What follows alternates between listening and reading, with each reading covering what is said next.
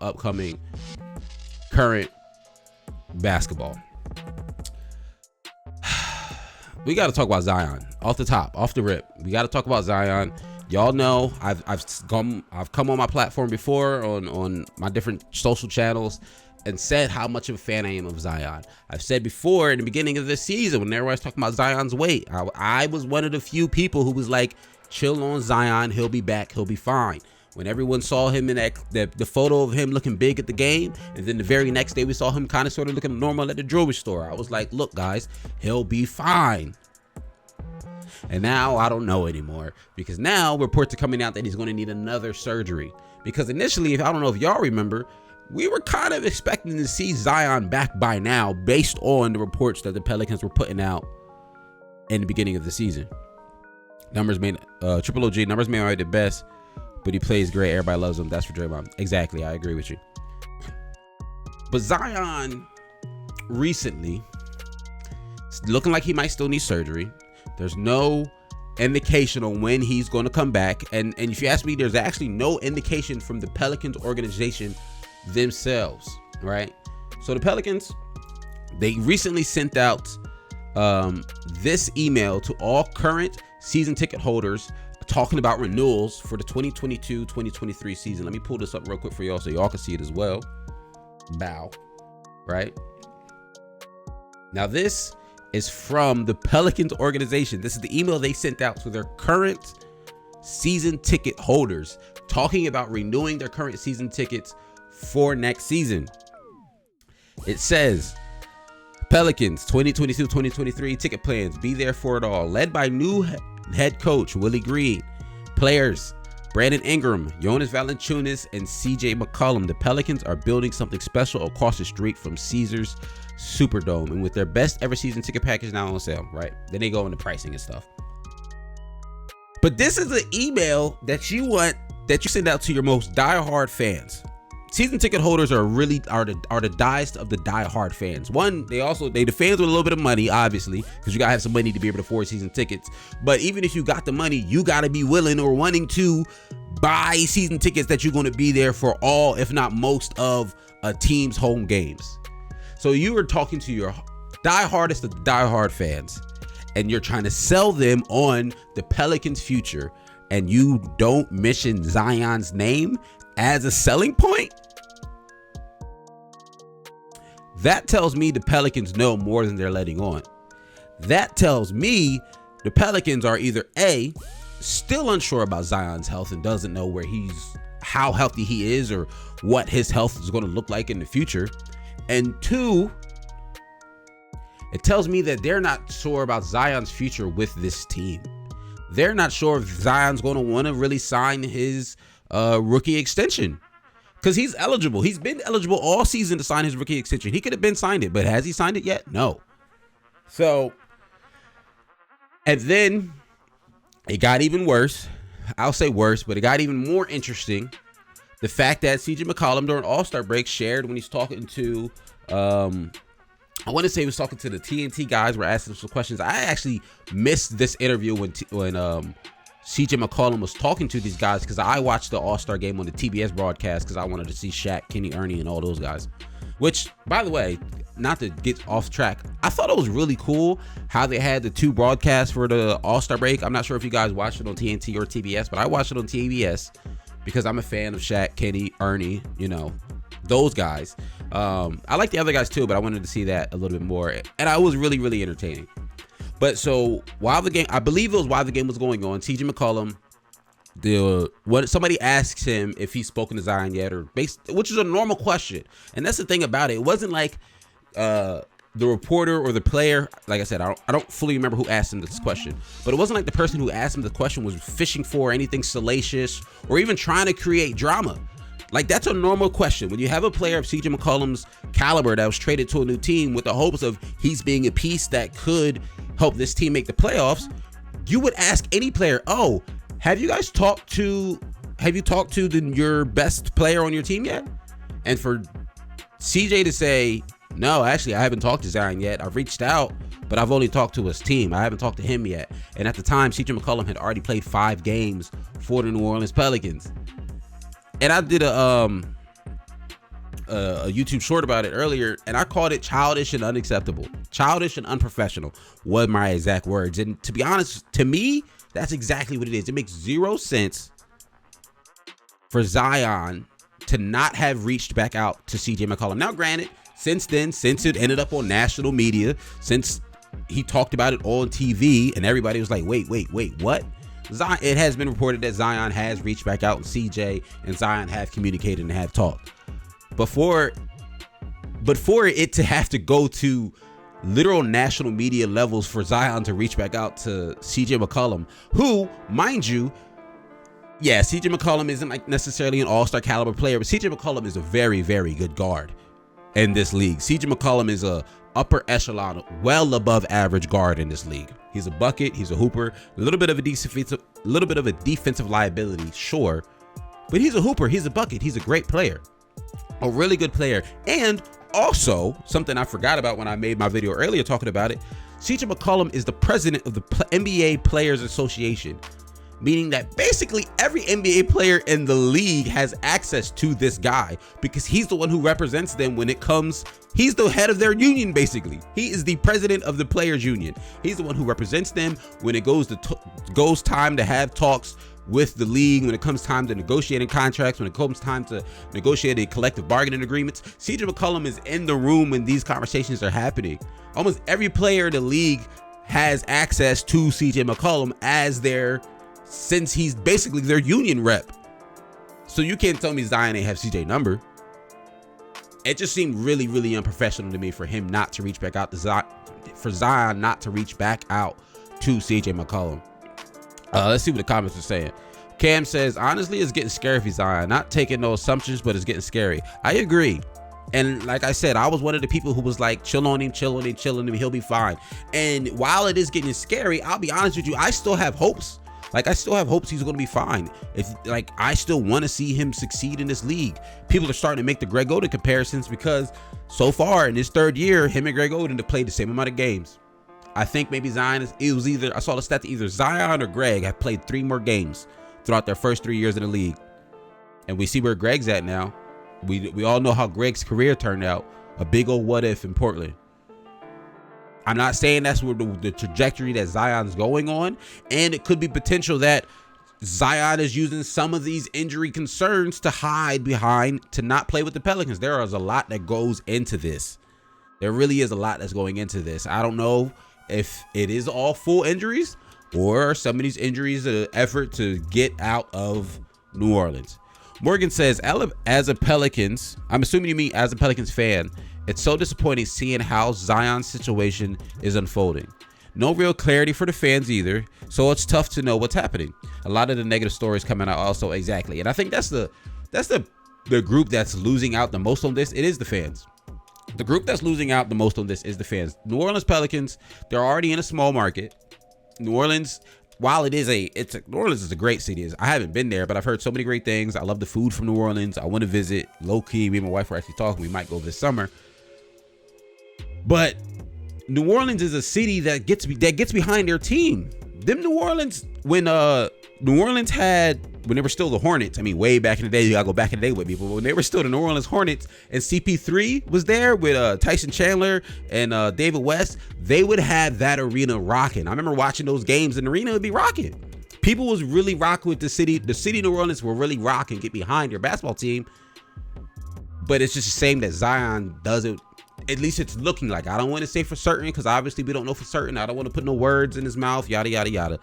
But it's looking right now that he doesn't want to be there, and it's just really, really unfortunate. Triple OG, Zion got a D Rose kind of story. Amazing for the first couple of years, then became mediocre. Hopefully it doesn't continue. I mean, hopefully it doesn't. And the thing is, at least with D Rose, we got to see a couple of years of his greatness. We got to see a couple of years of it. He at least got to the precipice and the peak of winning an MVP, multiple playoff runs. He had some great battles with LeBron and those Miami Heat teams. Zion, we only saw his rookie year, y'all. Like, that's all we saw. We saw 1 year of Zion, and it wasn't even a full year. We saw 1 year of Zion. He dropped 26 points on 60-something%, and we was like, wow, okay. I'm liking what we see here, and we haven't seen him since. Camden says, kind of hate the comparison because Greg never averaged more than 15 points, but Zion broke scoring records last year. No. And that's the thing, Cam. I'm not comparing them as the type of players. I'm just saying the injuries. Because, yeah, if you ask me, Zion has the potential to be a superstar in this league. I don't know if Greg Oden ever had that type of potential. I'm just saying, in someone who was at the base level comparison, someone who was a highly touted #1 draft pick, right? We can at least say I feel like we can all agree that Greg Oden was a highly touted #1 draft pick, drafted right before Durant, but then injuries. So yeah, I'm not comparing their talent. I think Zion obviously has a way higher ceiling than Greg Oden did. But then again, the unfortunate part about it is we don't really know because Greg still suffered with injuries. Like, I don't know if Greg would have been, 26 points on 60% shooting, but Greg probably would have been an all-star big man at least a couple times over his career.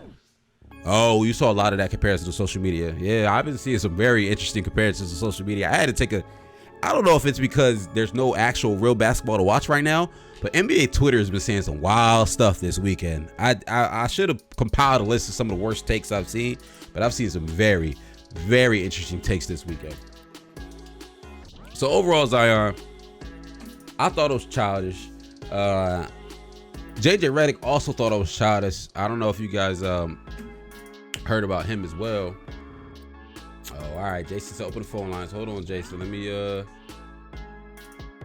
we go open up the phone lines real quick. I didn't realize I didn't have them open. Phone lines are now officially open. Join the conversation.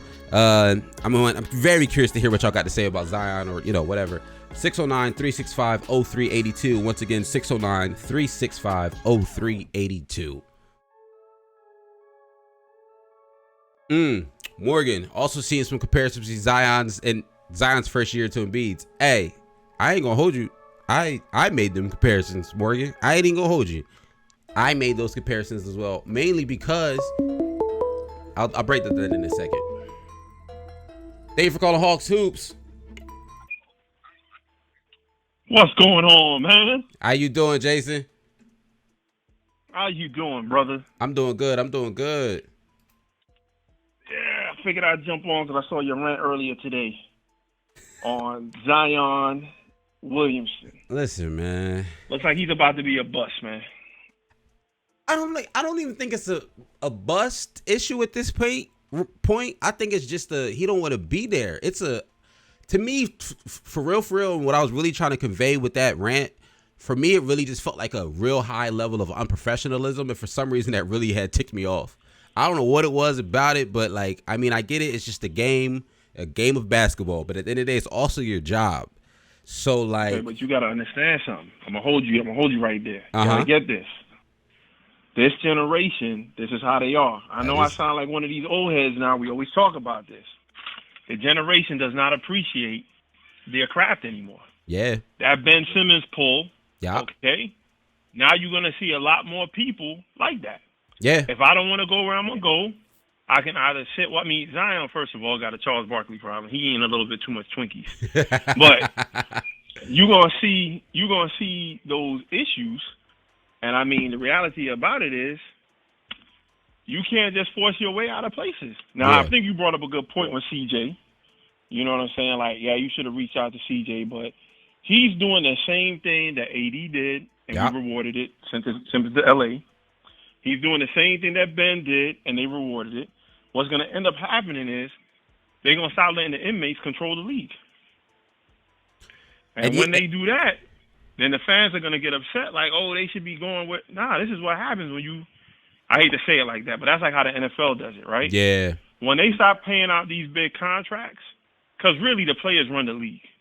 It's right not now, really yeah, the owners for sure. that run the league anymore. You know what I'm saying? The power has switched. And I'm not mad at it. I'm not really mad at him. I understand what you're saying with professionalism, but you tell me, who's a senior person on his team to teach him how to be a superstar? And that's also an issue too. When some teams like this, when you have a team full of young guys, there is no vet to be like, hey, yo, this is how we move in the league. This is the proper things to do. You know what I mean? There ain't that person there. They don't have that. CJ can be that guy now, but he just got there 5 days ago. Right. So that's why you need guys like the J.J. Redick or the Jamal Crawford. Yep. The guys, like Juwan Howard, how he stayed on the bench for so many years out there in Miami. Udonis Haslam's. Yep. There's no one to teach this guy. So you brought him into a situation, made him the face of the franchise, but nobody identified with him coming out of the draft. He has an eating problem. Because he could dunk, and we all got used to seeing Zion in high school highlights, seeing him in Duke. Once he blew through his sneaker, you started to see this is possibly going to be an issue, right? Nobody worked with him. So there it is. But I would say cut the guy a little bit of slack. Unfortunately, nobody wants to play in New Orleans. And to your point that you made earlier, New York is going to take him. You know what I'm saying? And it's the bottom line. He wants to be with his people. You know what I'm saying? Who wants to play in all his boys are New York now. All his boys are New York. Yeah. I mean, granted, they're not playing Reddish, but, he there. But he not getting playing time. Yeah. New York is going to take him. Why? Because Dolan is about selling tickets, not winning championships. True. Okay? Yeah. He'll work out fine over there. He just got to ride his time in the abyss. I mean, come on, Hawk. How many people got to come through New Orleans and leave before you start looking at the franchise, not just looking at the player? Chris Paul dedicated his time there. Well, what happened? On your point there, right? Because I thought about that earlier. Because when people were talking about, when JJ Redick called out Zion on First Take the other day and was basically saying some similar things that I'm saying, and one of my things I thought of was JJ Redick has every opportunity to be on Zion's side. One, they're both Duke guys. JJ Redick's a huge Duke guy. He believes in Duke brotherhood. JJ Redick also doesn't really like the Pelicans because the Pelicans ain't really treat him right neither. So for JJ to go in like that, knowing all the stuff that I know about JJ and the Pelicans really don't be treating players right. They ain't handle Chris Paul's situation right, in my opinion. They waited too late to actually try to put a decent team around Anthony Davis. The DeMarcus Cousins situation was working before he got injured, but they waited way too long to try to put something there. But I feel like the Pelicans now with Zion, personally, I thought they were trying to do something for him, but the injuries happened. I thought the addition of the Lonzo Ball, the Brandon Ingram, I thought that could have been a really nice young core. But then injuries happened, okay. And then you pick up C.J. McCollum. C.J. McCollum's a really good player. I know it's not maybe championship contention, but, in your third year, most third-year guys aren't going to really be on a championship contender team, let's be real. But I think the Pelicans were trying to do right by Zion. But clearly he just don't want to be there, in my opinion at least. Yeah, it's not a city. They should have. You gotta work with these people's strengths, right? Yeah. You gotta look at the fact that this guy's body type. He's more like a Shaq. Yeah. And Charles Barkley. We've seen these types before, so you gotta help him on that part. And he doesn't want to be there, so he's gonna eat himself out of there. But it's a franchise. I think it's two ways. It's the franchise as a player in this situation. So I agree with you. He should reach out to him, but who is a senior leadership to help him? That's number one. Yeah. You don't talk. So since you want to get on Zion, let's get on your Sixers. How about that? Let's switch it for a minute. Okay. James Harden forcing his way with Daniel Morey to go to the 76ers. Hey, we can go back. I got videos on record saying I was not a fan of how he got his way out of Houston. I was not a fan personally.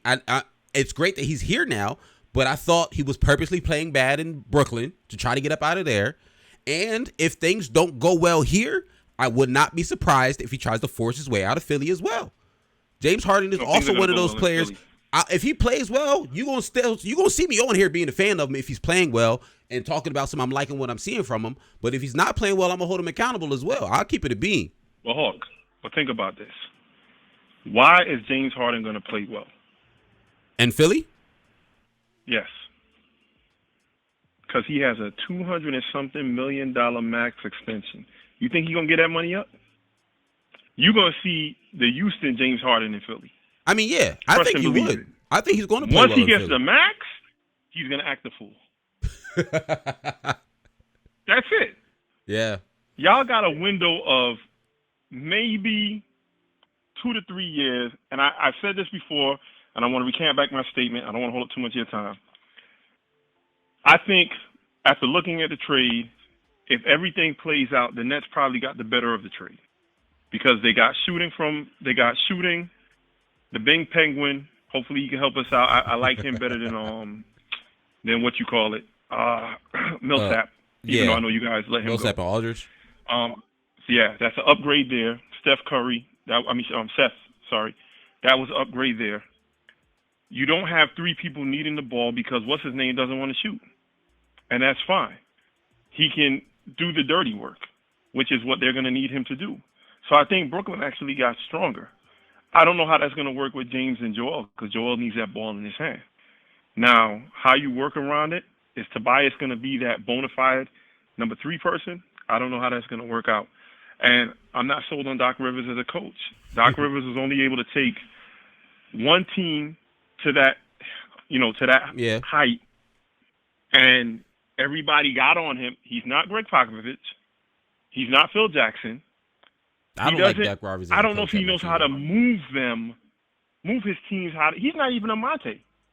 At least Monte got Chris Paul to the finals. I mean, yeah. Okay.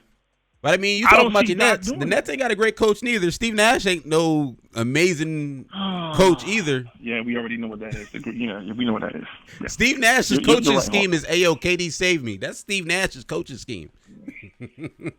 Steve Nash is not. Steve Nash got in there because of we're not going to talk about that I don't want to disrespect Hawk Hoops, but Steve Nash did not deserve to be a head coach. I agree. If it was up to me, I would have had Tibbs. I agree. I like Tom Thibodeau. But the thing about it is that really, when you get to the Steve Kerrs and stuff, it's really more about managing egos. And just like that poster on your behind, one of the things I saw with Steve Kerr, when he deals with his players, when he dealt with KD when he was there, he was like, listen, when I played with Michael, this is what Michael looked at. When I played with Tim, you got to know how to manage egos. He knows, yeah. Kerr knows how to. Steve Nash. Yep. Yeah, Steve Nash doesn't know how to manage egos. Because Steve Nash has never had to. We'll see what happens. I mean, come on, man. We know why he got the job. Jason Kidd did good, right? Yeah. So they automatically think, since Kidd is a decent coach, let's go get Nash. Nash was going to be a decent coach. No. How many people got passed up that should be in that position versus in him? People that have proven KD coaching and records. Guys are going to fight for him. Yeah. So with that being said, lay off of Zion a little bit. This is your generation, and this is what the league is going to be. And I'm going to give you another one before I get out of here. Melo Ball. I guarantee you, if they don't start letting that boy play like how he wants to play, you think he's going to head this direction? He's going to be another one that's going to opt out of Charlotte. Huh? You think he's going to head that direction? So let's be for real. Where do players want to play? Okay? Big markets. This is not like it's not like the NBA before, right? If you're LaMelo Ball, let's look at it. If your contract comes to the end, where could you go? Anywhere. We're looking at L.A., New York. Okay? You can go back to L.A., where it's warmer. The Lakers will definitely take you. With the AD, you know what I'm saying? They just got to play that, whatever. Miami, he likes them Instagram models now. I don't think he'll stay in New York. I don't know if he's a cold weather he's not kind of guy like that. So he like his bubble coats though. I see. He likes who? He like his bubble coats though. Oh yeah. Good one. But yeah, I see him going more towards that kind of a realm. You know what I'm saying? Yeah. If Michael Jordan don't do what he's gonna do, and I don't know if Michael Jordan's ego is enough to realize that. Listen, you were the greatest. You were our GOAT when you played, and I still think he is the GOAT. However, these players don't have the same kind of hunger you do because they weren't getting paid like you were. They weren't making $8 million a year and were dedicated to their city. Oh yeah, no. They're making 20-something. They're making bank, so they can choose how they want to go, how they want to work. But the kid is special, and we'll go from there. So once again, Hawk, I don't want to take up too much of your time. Thank you, my guy. Appreciate you for calling in, Jason. You brought some good points up. Take care. All right, brother. Take care. So Jason brought up some good points. And one last thing I want to say about the Zion situation. I was going to tie it in. He brought up Ben Simmons, how he moved. Brought up James Harden, how he forced his way out. And Shaq alluded to it on TNT. It was right before All-Star break. I want to say the night of the trade deadline or right after the trade had happened. Thursday. I want to say it was a Thursday right before All-Star break. And he said, hey, they got here. They made this move happen, but they better make it work. They got to play well. Because these guys with these type of moves, and Jason alluded to it, saying it's this generation, you know what I mean? Talk about my generation, but this ain't even my generation. I'm 28. These kids is younger than me. This ain't even my people, you feel me? But Shaq said that these guys are messing the money up. They're messing the money up. The NBA players have come a long way to be able to get paid a lot of money. And like y'all just heard Jason say, the players run the league. So when you have situations like what Zion's doing, like what Ben did, like what Harden did twice, it's going to potentially mess the money up because the new CBA agreement, they go to negotiation for the CBA within the next couple of years. I don't remember the exact dates, either this summer or next summer. Within 3 years, I want to say 2 to 3 years, they go to negotiations again with the collective bargaining agreement. And that's when they're going to restructure how contracts are written up, what players are available to be made, stuff like that, and how much control players have versus how much control owners have. And owners are going to fight back real hard because they're not going to want to give up any more power to players because they saw what happened, especially these small market owners. These small market owners are seeing what happens to them when players have a lot of power. And I get it, you want to empower players, but it's definitely got to be a give and take there. Thank you for calling the Hawks Hoops. This is Hawk. Who am I talking to?